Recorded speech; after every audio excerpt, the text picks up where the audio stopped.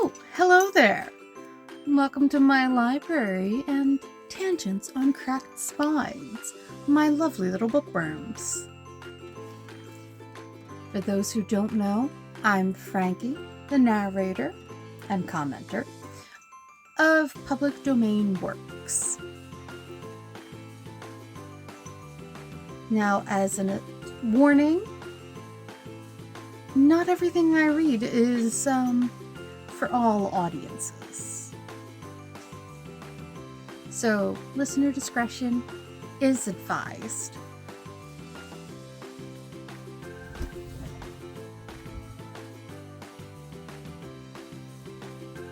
Any weird sounds you hear, it's most likely my cats destroying my house.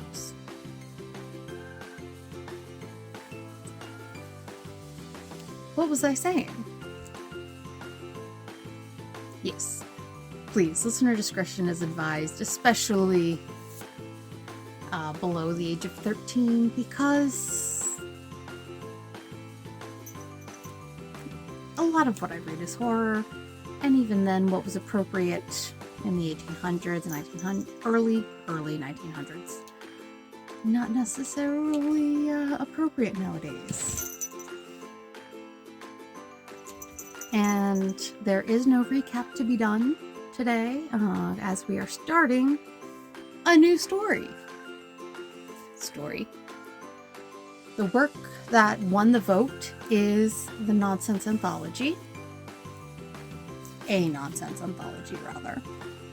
And yes, I am trying to class up my e-reader by using my journal.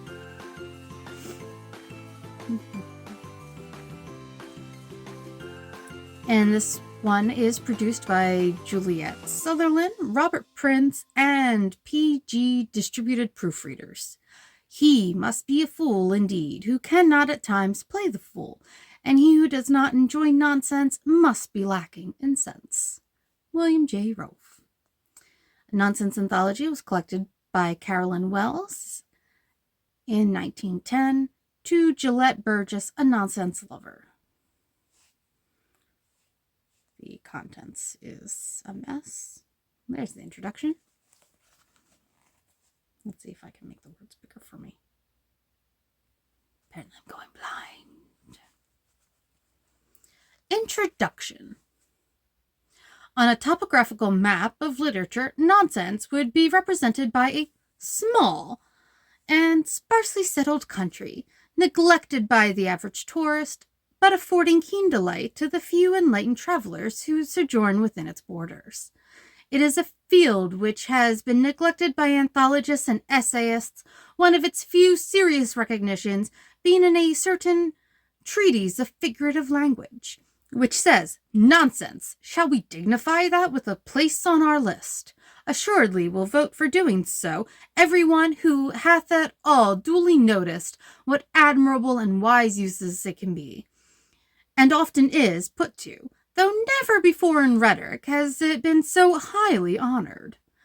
How deeply does clever or quaint nonsense abide in the memory, and for how many a decade, from earliest youths to age's most venerable years." And yet Hazlitt's Studies in Jocular Literature mentions 6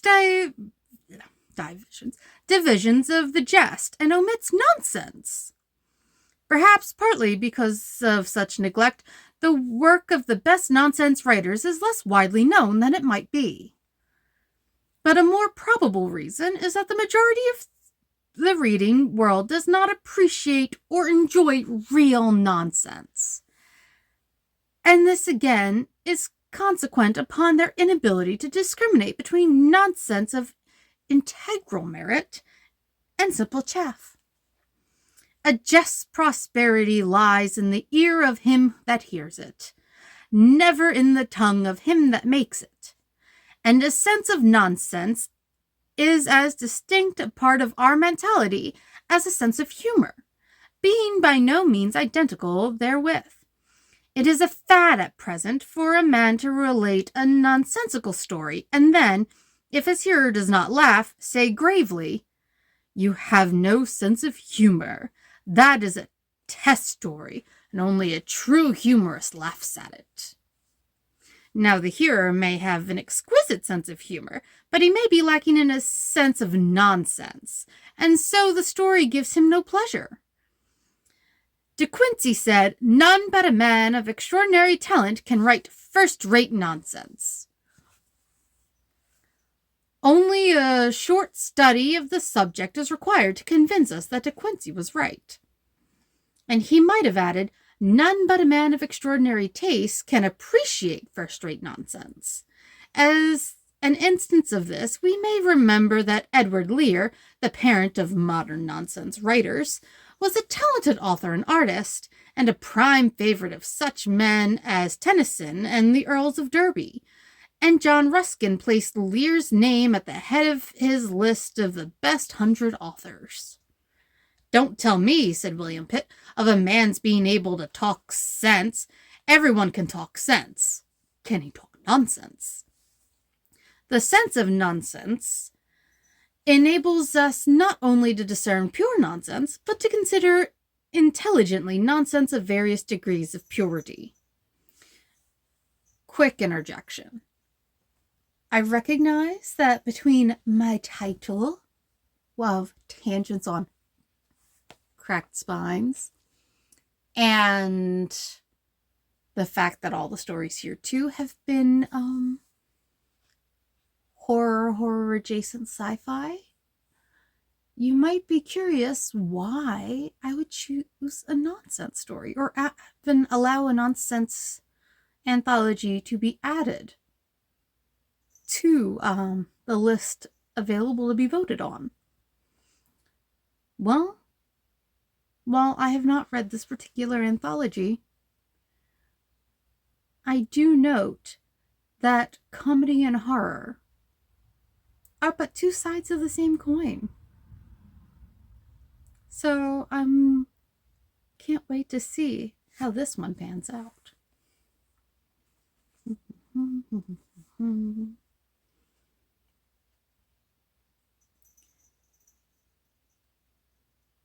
I have a ruler and I still lost my place. The sense of nonsense enables us not only to discern pure nonsense, but to consider intelligently nonsense of various degrees of purity. Absence of sense is not necessarily nonsense, any more than absence of justice is injustice. Hi, Tiggy. Etymologically speaking, nonsense may be either words without meaning or words conveying absurd or ridiculous ideas. Oof, hi, Tiggy. It is the second definition which expresses the great mass of nonsense literature, but there is a small proportion of written nonsense which comes under the head of language without meaning. Again, there are verses composed entirely of meaningless words, which are not nonsense literature because they are written with some other intent. The nursery rhyme, of which there are almost as many versions as there are nurseries, Ina mina mona me, Barcelona bona stree, hair, wear, frown, whack, halico, balico, wee, whack, is not strictly a nonsense verse, because it was invented and used for counting out, and the arbitrary words simply take the place of the numbers 1, 2, 3, etc. I'm not sure I've ever heard that one. Also, the nonsense verses with which students of Latin composition are sometimes taught to begin their efforts, where words are used with no relative meaning, simply to familiarize the pupil with the mechanical values of quantity and meter, are not nonsense. It is only nonsense for nonsense sake that is now under our consideration. Doubtless, the best and best known examples of versified words without meaning is Jabberwocky. Although, notwithstanding Lewis Carroll's explanations, the coined words are absolutely without meaning, the rhythm is perfect, and the poetic quality decidedly apparent, and the poem appeals to the nonsense lover as a work of pure genius. Bayard Taylor is said to have recited Jabberwocky aloud for his own delectation until he was forced to stop by uncontrollable laughter. Jakey, you make this hard. Actually, I'm the one making it hard. I'm sorry. To us who know our Alice, it would seem unnecessary to quote this poem, but it is a fact that among the general reading community, the appreciators of Lewis Carroll are surprisingly few. I can kind of say that. I was listening to an audio version of it at work, and somebody came up to me and was like, "Oh, what are you listening to?" And I'm like, "Alice in Wonderland." They're like, "Oh, you're watching the movie. The book by Lewis Carroll? It's a book?"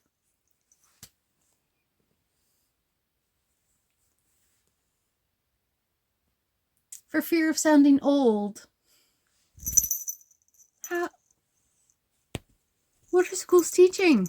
That she didn't know that it was a book? An editor of a leading literary review, when asked recently if he had read Alice in Wonderland, replied, "No, but I mean to. It is by the author of As in a Looking Glass, is it not? But of far greater interest and merit than nonsense of words is nonsense of ideas. Here again we distinguish between nonsense and no sense. Ideas conveying no sense are often intensely funny, and this type is seen in some of the best of our nonsense literature. A perfect specimen is the bit of evidence read by the White Rabbit at the trial of the Knave of Hearts. One charm of these verses is the serious air of legal directness which pervades their ambiguity, and another is the precision with which the metrical accent coincides exactly with natural emphasis. They are marked, too, by the liquid euphony that always distinguishes Lewis Carroll's poetry. A different type is found in verses that refer to objects and terms the opposite of true, thereby suggesting ludicrous incongruity, and there is also the nonsense verse that uses word effects, which have been confiscated by the poets and tacitly given over to them. A refrain of nonsense words is a favorite diversion of many otherwise serious poets. With a hey and a ho and a hey, nanny no, is one of Shakespeare's many musical nonsense refrains. Footnote. She's all my fancy painted him on page 20. Burns gives us, "Can ye auto captain grows ego and ego, if he's mang his friends or foes, irum coram dago. Is he slain by Highland bodies, ego and ago, and eaten like a weather haggis, irum coram dago." Another very old refrain runs thus: "Forum coram sumptivorum, harum scarum divo, tag rag, merry dairy, periwig, and hatband, hic hoc horum genitivo." An old ballad written before the Reformation has for a refrain, "Sing go tricks, trim go tricks, under the greenwood tree," while a celebrated political ballad is known by its nonsense chorus, "Lilibarello bull in a law." Mother Goose rhymes abound in these nonsense refrains, and they are often fine examples of onomatopoeia. By far, the most meritorious and most interesting kind of nonsense is that which embodies an absurd or ridiculous idea and treats it with elaborate seriousness. The greatest masters of this art were undoubtedly Edward Lear and Lewis Carroll. These Englishmen were men of genius, deep thinkers, and hard workers. Lear was an artist, draftsman, his subjects being mainly ornithological or zoological. Lewis Carroll, Charles L. Dodgson, was an expert in mathematics and a lecturer on that science in Christ Church, Oxford. Both these men numbered among their friends many of the greatest Englishmen of the day. Tennyson was a warm friend admirer of each, as was also John Ruskin. Lear's first nonsense verses, published in 1846, are written in the form of the well-known stanza beginning, "There was an old man of Tobago." This type of stanza, known as the limerick, is said by a gentleman who speaks with authority to have flourished in the reign of William IV. This is one of several he remembers as current at his public school in 1834. There was a young man at St. Kitts who was very much troubled with fits. The eclipse of the moon threw him into a swoon, when he tumbled and broke into bits. Lear distinctly asserts that this form of verse was not invented by him, but was suggested by a friend as a useful model for amusing rhymes. It proved so in his case, for he published no less than 212 of these limericks. In regard to his verses, Lear asserted that nonsense, pure and absolute, was his aim throughout, and remarked further that to have been the means of administering innocent mirth to thousands was surely a just excuse for satisfaction. He perused his aim with scrupulous consistency, and his absurd conceits are fantastic and ridiculous, but never cheaply or vulgarly funny. 25 years after his first book came out, Lear published other books of nonsense verse and prose, with pictures which are irresistibly mirth-provoking. Lear's nonsense songs, while retaining all the ludicrous merriment of his limericks, have an added quality of poetic harmony. They are distinctly singable, and many of them have been set to music by talented composers. Perhaps the best-known songs are "The Owl and the Pussycat" and "The Daddy-Long-Legs and the Fly." Lear himself composed airs for the Pelican Chorus and the Yongy Bongy Bow, which were arranged for the piano by Professor Pomé of San Remo, Italy. Although, like Lear's in some respects, Lewis Carroll's nonsense is perhaps a more refined type. There is less of the grotesque and more poetic imagery. But though Carroll was more of a poet than Lear, both had the true sense of nonsense. Both assumed the most absurd conditions and proceeded to detail their consequences with a simple seriousness that convulses appreciative readers, and we find ourselves uncertain whether it is the manner or the matter that is more amusing. Lewis Carroll was a man of intellect and education. His funniest sayings are often based on profound knowledge or deep thought.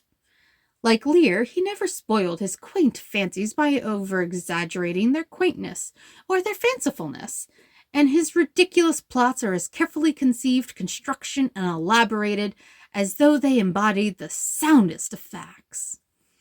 No funny detail is ever allowed to become too funny. And it is in this judicious economy of extravagance that his genius is shown. As he remarks in one of his own poems, then, fourthly, there are epithets that suit with any word, as well as Harvey's reading sauce, with fish or flesh or bird. Such epithets like pepper give zest to what you write, and if you strew them sparsely, they whet the appetite. But if you lay them on too thick, you spoil the matter quite a bit. Both Lear and Carroll suffered from the undiscerning critics who persisted in seeing in their nonsense a hidden meaning, a cynical, political, or other intent, veiled under the apparent foolery. Lear takes occasion to deny this in the preface of one of his books, and asserts not only that his rhymes and pictures have no symbolical meaning, but that he took more care than might be supposed to make the subjects incapable of such misinterpretation. Likewise, Jabberwocky was declared by one critic to be a translation from the German, and by others its originality was doubted. A translation from the German? Wouldn't it have less nonsense-y sounding words in that case? Pardon me.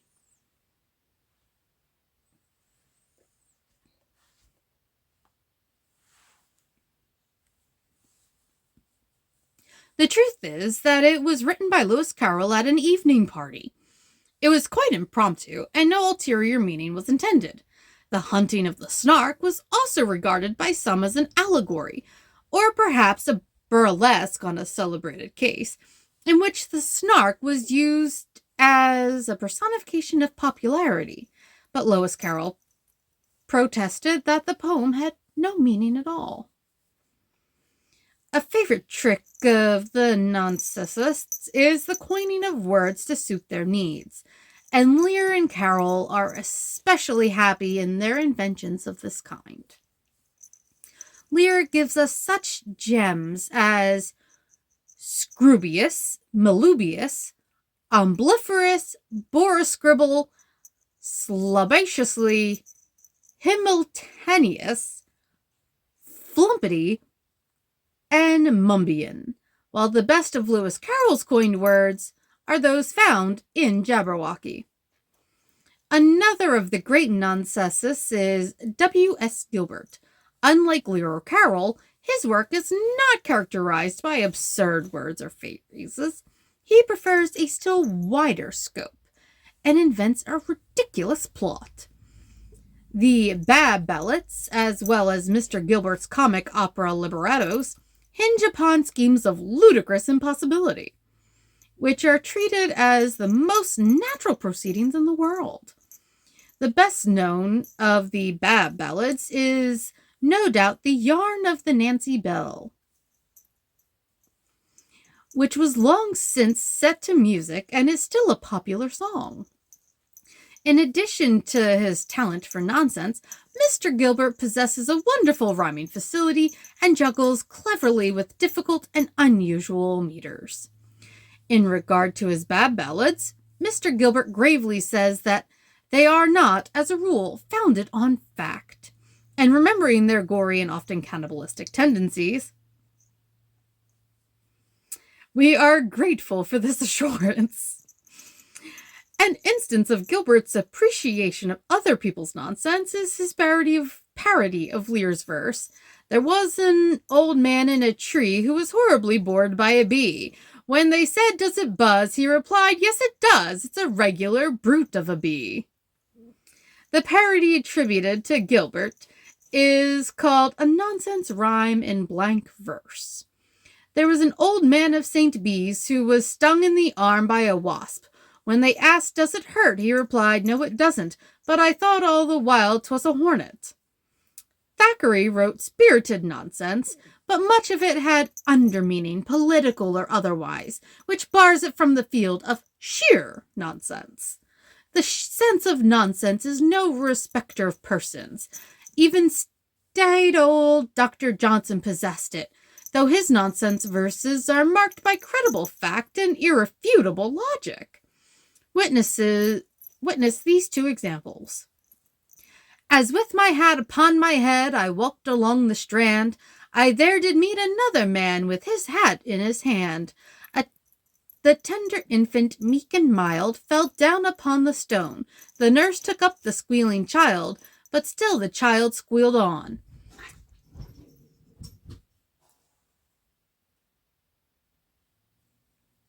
Sorry, my girls. The doctor is also responsible for, if a man who turnips cry not when his father dies, 'tis a proof that he would rather have a turnip than a father. And indeed, among our best writers, there are few who have not dropped into nonsense or semi-nonsense at one time or another.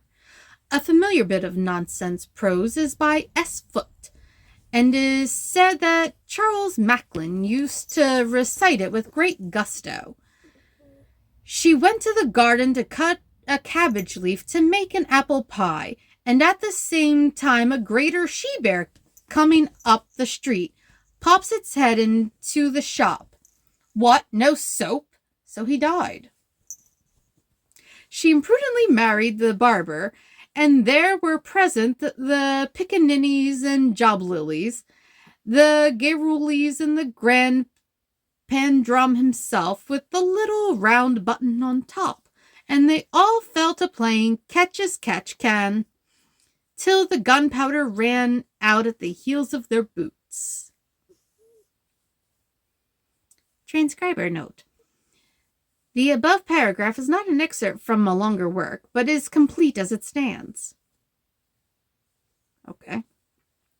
An old nonsense verse attributed to an Oxford student is the well-known "A centipede was happy quite until a frog in fun said, 'Pray, which leg comes after which?' This raised her mind to such a pitch, she lay distracted in the ditch, considering how to run." Ow! So far as we know, Kipling has never printed anything which can be called nonsense verse, but it is doubtless only a question of time when that branch shall be added to his versatility. His just so stories are capital nonsense prose, and the following rhyme proves him guilty of at least one limerick. There was a small boy of Quebec who was buried in snow to his neck. When they said, "Are you frizz?" he said, "Yes, I is.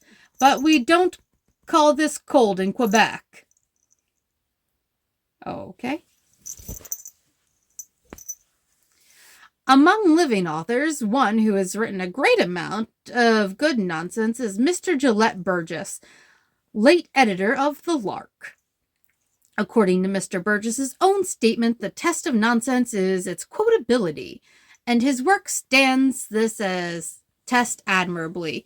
For what absurd rhyme ever attained such popularity as his Purple Cow? This was first printed in The Lark, a paper published in San Francisco for 2 years, the only periodical of any merit that has ever made intelligent nonsense its special feature. Another of the most talented nonsense writers of today is Mr. Oliver Herford. It is a pity, however, to reproduce his verse without his illustrations, for as nonsense these are as admirable as the text. But the greater part of Mr. Herford's work belongs to the realm of pure fancy, and though of a whimsical delicacy often equal to Lewis Carroll's, it is rarely sheer nonsense.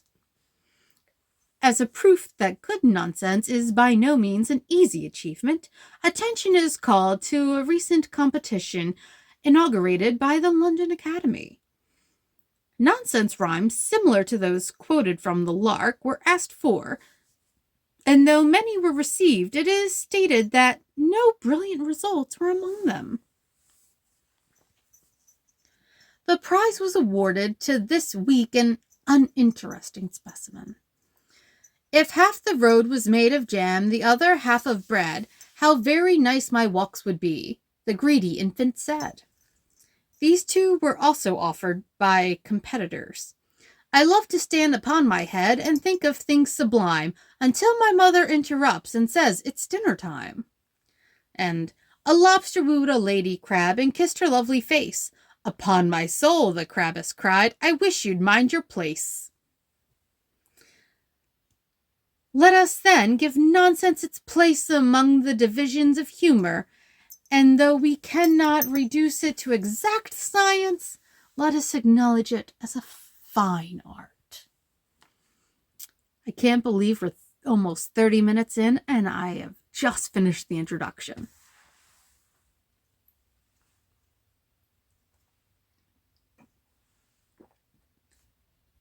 And yes, I use a travel mug even in my own house because I love my kitties dearly. They will knock over my cup if I'm not paying exact attention to it. And so we begin the Nonsense Anthology in earnest.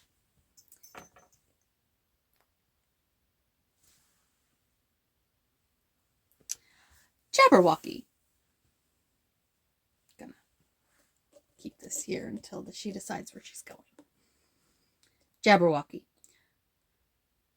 'Twas brillig and the slithy toves did gyre and gimble in the wabe. All mimsy were the borogoves, and the mome wreaths outgrabe. Beware the Jabberwocky, my son, the jaws that bite, the claws that catch. Beware the jub bird, and shun the frumious bandersnatch. Now, I should know how to, at least a vague understanding of how these words are pronounced in general, given that this is a fairly common bit of nonsense. But I look at them and go, huh. He took his vorpal sword in hand, long time the manxome foe he sought. So rested he by the tum-tum tree, and stood a while in thought. And as in uffish thought he stood, the Jabberwock with eyes of flame came whiffling through the tulgey wood, and barbled as it came. 1, 2, 1, 2, and through the vorpal blade went snicker-snack. He left it dead, and with its head he went galumphing back. And hast thou slain the Jabberwock? Come to my arms, my beamish boy. O frabjous day, Callooh Callay, he chortled in his joy. 'Twas brillig and the slithy toves did gyre and gimble in the wabe. All mimsy were the borogoves, and the mome wreaths outgrabe.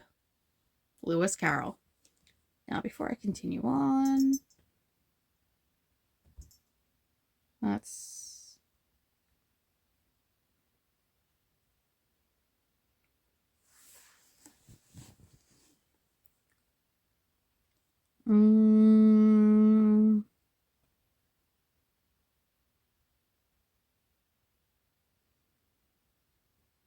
I'm going to go ahead and read this one, but I will tell you right now, I'm not sure if it's in a different language or if it's just supposed to be 100% nonsense words.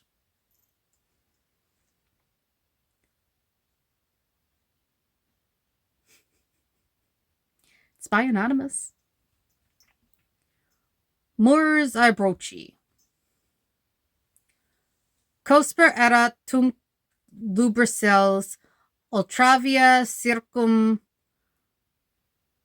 ergebron gyros gymbiculos tofi moes dunui vise borogovides ire matu et profugi gemitus ex grabore rathe. I'm pretty sure this is not meant to be English. And so, please, take how I pronounce it with a grain of salt.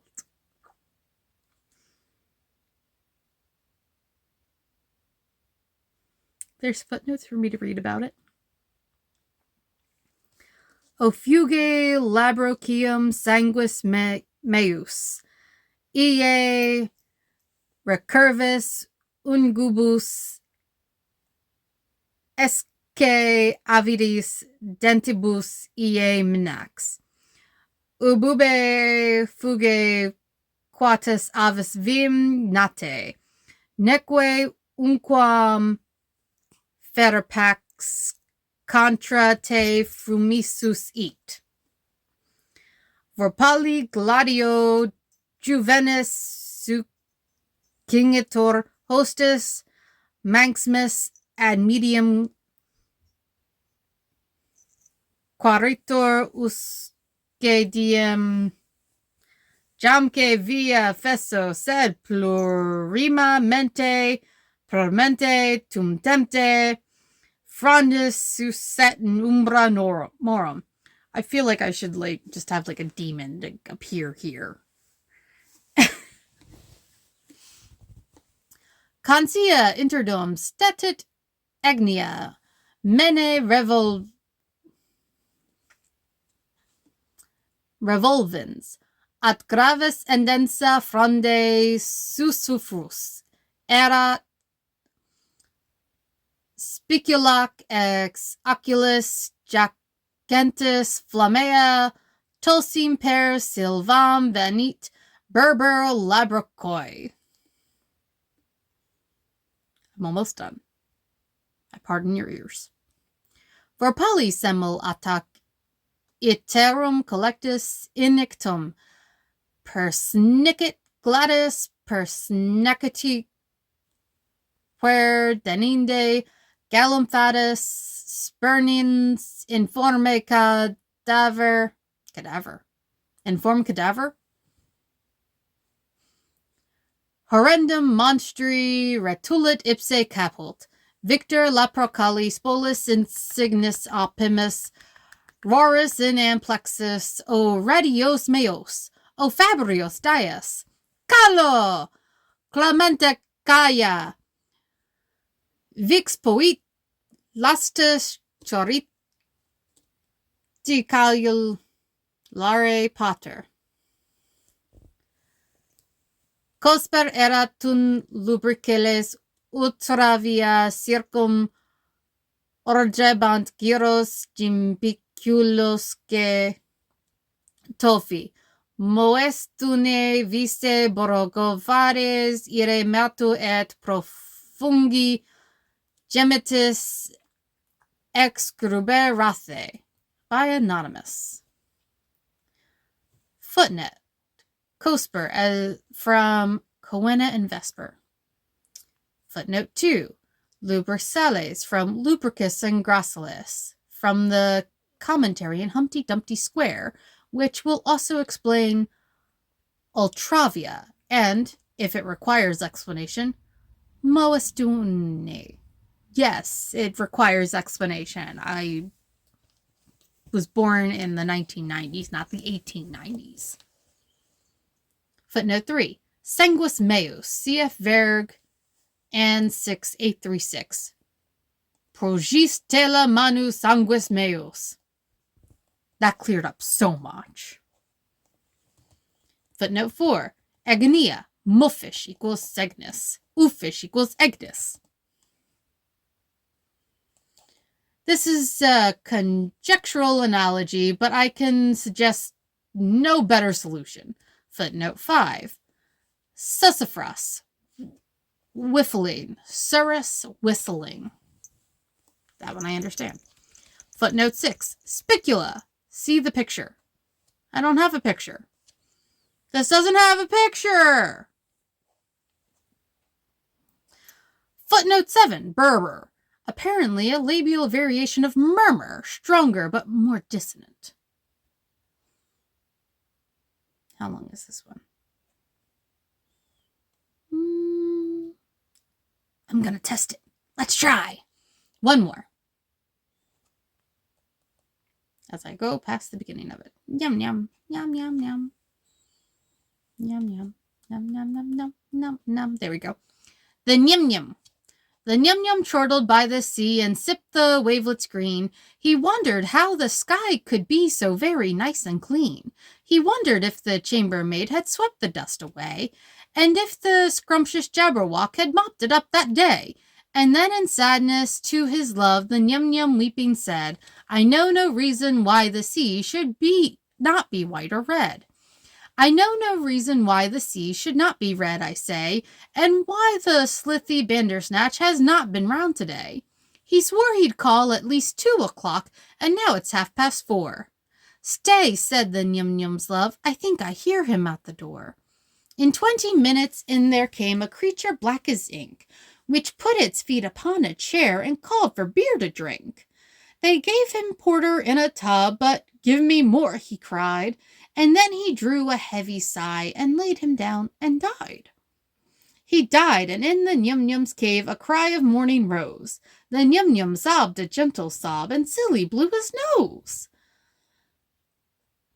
Silly slyly blew his nose. The Nyum-Nyum's love, we need not state, was overwhelmed and sad. She said, Oh, take the corpse away, or you will drive me mad. The Nyum-Nyum in his supple arms took up the gruesome weight, and with a cry of bitter fear he threw it at his mate. And then he wept and tore his hair and threw it in the sea, and loudly sobbed with streaming eyes that such a thing could be.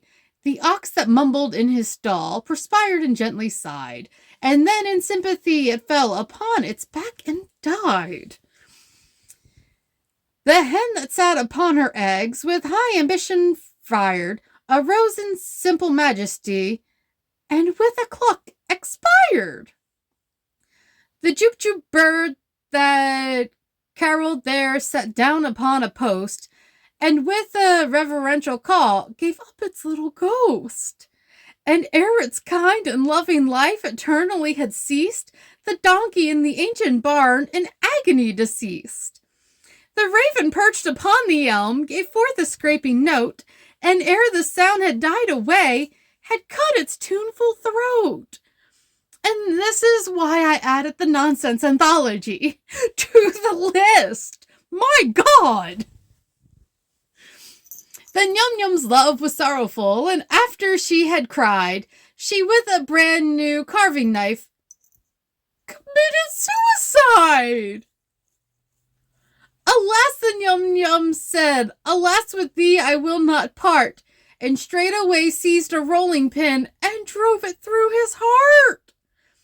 The mourners came and gathered up the bits that lay about, but why the massacre had been they could not quite make out. One said there was a mystery connected with the deaths, but others thought the silent ones perhaps had lost their breaths. The doctor soon arrived and viewed the corpses as they lay. He could not give them life again, so he was heard to say, but oh, it was a horrid sight, it made the blood run cold, to see the bodies carried off and covered up with mold. The toves across the briny sea wept buckets full of tears, and they were relations of the dead, and had been friends for years. The Jabberwock upon the hill gave forth a gloomy wail, when in his airy seat he sat, and told the awful tale. And who can wonder that it made that loving creature cry, for he had done the dreadful work, and caused the things to die. The Jabberwock was passing bad, the Jabberwock was wrong, and on this verdict I conclude one portion of my song.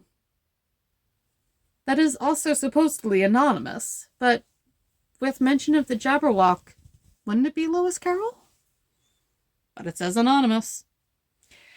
Anyways, we'll end with that one today. Can't wait till next week to see what new horrors and nonsense brings.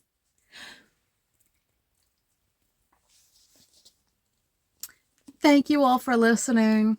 For normal business, if you're watching this on YouTube, like, subscribe, comment, all of the things to help other people enjoy the nonsense too.